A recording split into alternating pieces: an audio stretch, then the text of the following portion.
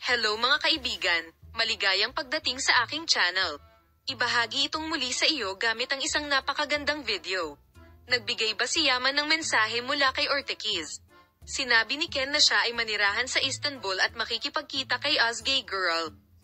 Si Yaman, isang gwapo at mahuhusay na aktor, ay patuloy na nagsasagawa ng mahahalagang aktibidad sa loob ng balangkas ng proyektong tulong na sinimulan niya kamakailan para sa mga bata sa Portugal. Si Ken Yaman, na naging isa sa pinakasikat na pangalan sa Turkey, ay madalas na binabanggit hindi lamang sa kanyang karera sa pag-arte kundi pati na rin sa kanyang mga proyekto sa responsibilidad sa lipunan.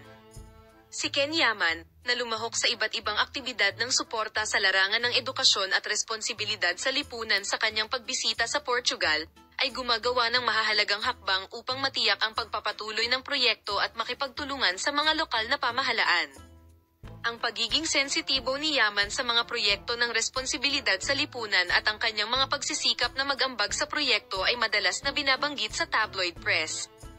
Ang mga hakbangin na ito ng sikat na aktor ay tinatanggap ng kanyang mga tagasunod sa buong mundo, at ang pagsunod sa pagbuo ng proyekto sa kanyang mga social media account ay nagpapataas ng interes ng publiko sa proyekto. Si Ken Yaman, na nagkaroon ng mga emosyonal na sandali sa press conference na ginanap sa kanyang pagbisita sa Portugal, ay nagpasalamat sa kanyang mga tagahanga at nagpahayag ng kanyang damdamin tulad ng sumusunod. Ang interes na ipinakita mo dito ay nagparamdam sa akin sa Istanbul. Gayunpaman, ang pagnanais ni Ken Yaman na bumalik sa Turkey at lalo na ang kanyang mga plano na manirahan sa Istanbul ay may malaking epekto sa mundo ng magazine. Ang malapit na bilog ng sikat na aktor ay nag-claim na si Ken Yaman ay madalas na nagpahayag na namiss niya ang Turkey at nais na ipagpatuloy ang kanyang karera doon.